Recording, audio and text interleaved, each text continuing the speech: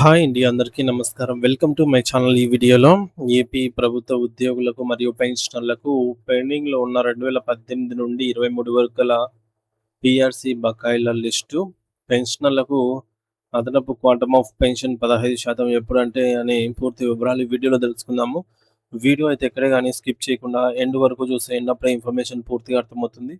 అలాగే వీడియో చూస్తున్న ప్రతి ఒక్కరు వీడియోకి లైక్ చేయండి ఫ్రెండ్స్. ఈ వీడియోని తోటి ఉద్యోగ, పెన్షన్ మిత్రులతో అయితే షేర్ చేయండి. కొత్తగా మన ఛానల్ చూస్తున్న వారు ఇంకా ఎవరైనా సబ్స్క్రైబ్ చేసుకోకపోతే వెంటనే మన ఛానల్ అయితే సబ్స్క్రైబ్ చేసుకోండి. సబ్స్క్రైబ్ చేసుకోవడం వల్ల నేను చేసే ప్రతి ఒక్క వీడియో మీ వరకు రీచ్ అవుతుంది. ఇక ఆలస్యం చేయకుండా వివరాల్లోకైతే వెళ్ళిపోదాము.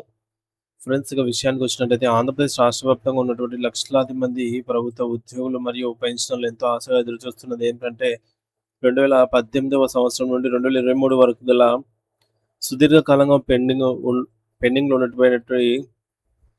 పెండింగ్‌లో ఉండిపోయినటువంటి పీఆర్సీ బకాయిలను వెంటనే బ్యాంక్ ఖాతాల్లోకి జమ చేయాలనేది వారి ప్రధాన డిమాండ్. మరి బకాయిలు కేవలం అంకెలు మాత్రమే కావు. అవి ఉద్యోగులు తమ కష్టార్జితం నుంచి ఆశించిన ఆర్థిక భరోసా.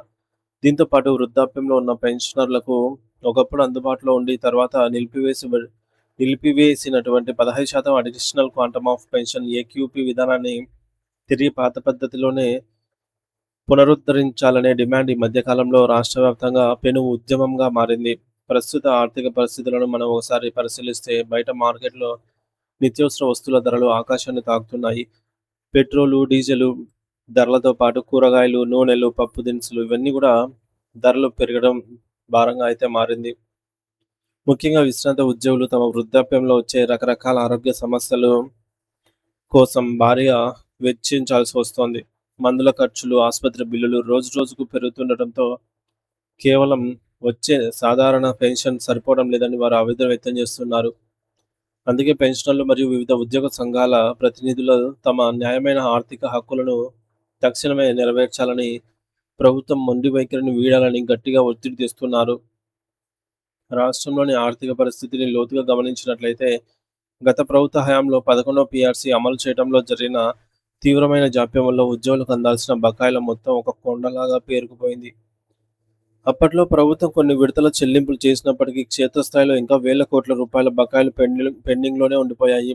అయితే రాష్ట్రంలో కొత్తగా అధికారంలోకి వచ్చిన కూటమి ప్రభుత్వ నేతృత్వంలో ఉద్యోగులకు కష్టాలను గుర్తించి ప్రాథమికంగా 6,200 కోట్ల రూపాయల నిధులను విడుదల చేయడం గొప్ప పరిణామం.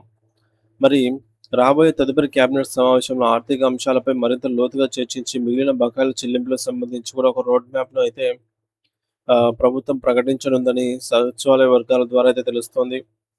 సో, ఉద్యోగ సంఘాల నాయకులు ప్రభుత్వం ముందు పెట్టినటువంటి ప్రధాన డిమాండ్‌లను మనం ఒకసారి చూస్తే, వారు ముఖ్యంగా 11వ పీఆర్సీ బకాయిలను విడతల వారీగా కాకుండా లంప్ సమ్ అమౌంట్‌గా పద్ధతిలో చెల్లించాలని కోరుతున్నారు. అలా చేస్తేనే ఉద్యోగులకు తమ అవసరాల కోసం ఆ డబ్బు ఉపయోగపడుతుందని వారు వాదిస్తున్నారు. మరోవైపు ప్రస్తుత పీఆర్సీ కాలపరిమితి ముగిసిపోతున్నందున కొత్తదైన 12వ పీఆర్సీ కమిషన్‌ను వెంటనే నియమించాలని వారు డిమాండ్ చేస్తున్నారు. ప్రభుత్వం దీనిపై జీవో విడుదల చేయాలని కోరుతున్నారు. వీటితో పాటు ఎన్నో ఏళ్లుగా నలుగుతున్న ఇతర సమస్యలు కూడా ఉన్నాయి.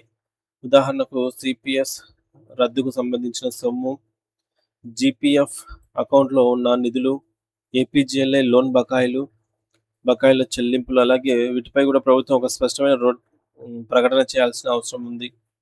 ఇక పెన్షన్‌లకు సంబంధించి 15% అదనపు క్వాంటమ్ ఆఫ్ పెన్షన్ పునరుద్ధరణ అంశాన్ని మనం పరిశీలించినట్లయితే వయసు పెరిగే కొద్దీ వారికొచ్చే అదనపు ఆహ్, లబ్ధితో ప్రస్తుతం చాలా కోత అయితే విధించబడింది. సాధారణంగా 70 సంవత్సరాలు నిండిన వారికి ఈ యొక్క అదనపు భరోసా అనేది అవసరం. 71-75 సంవత్సరాల మధ్య ఉన్న వారికి కేవలం 7% మాత్రమే అదనపు పెన్షన్ అందుతోంది. కానీ గతంలో ఉన్న నిబంధన ప్రకారంగా ఈ మేరకు 10% అయితే ఉండాలి. అంటే వీరికి ఇంకా పెరగాల్సి ఉందన్నమాట. అంటే రావాల్సిన అమౌంటు తగ్గించారు. వీటిని గూడా పీఆర్సీ ద్వారా సవరించాలని ఉద్యోగ పెన్షనర్స్ అయితే కోరుతున్నారు. సో, మొత్తానికి ఆంధ్రప్రదేశ్ రాష్ట్రంలోని ప్రభుత్వ ఉద్యోగులు మరియు పెన్షనర్లు తమ చిరకాల వాంఛనైనటువంటి 11 పీఆర్సీ బకాయిల చెల్లింపు మరియు 15% అదనపు పెన్షన్ పునరుద్ధరణ కోసం ప్రభుత్వంపై ఒత్తిడి పెంచుతున్నారు. పెరిగిన జీవన వ్యయం మరియు ఆరోగ్య ఖర్చుల దృష్ట్యా తమ ఆర్థిక హక్కులను నెరవేర్చాలని వారు కోరుతున్నారు. నూతన ప్రభుత్వం ఇప్పటికే 6,200 కోట్లు విడుదల చేయడం సానుకూల పరిణామం అయినప్పటికీ, మిగిలిన బకాయిలు, పరిణో పీఆర్సీ కమిషన్ నియామకంపై స్పష్టత రావాల్సి ఉంది. రాబోయే కేబినెట్ సమావేశంలో ఈ యొక్క అంశాలపై సానుకూల నిర్ణయం వస్తుందని లక్షలాది మంది ఉద్యోగులు ఆశగా ఎదురుచూస్తూ ఉన్నారు.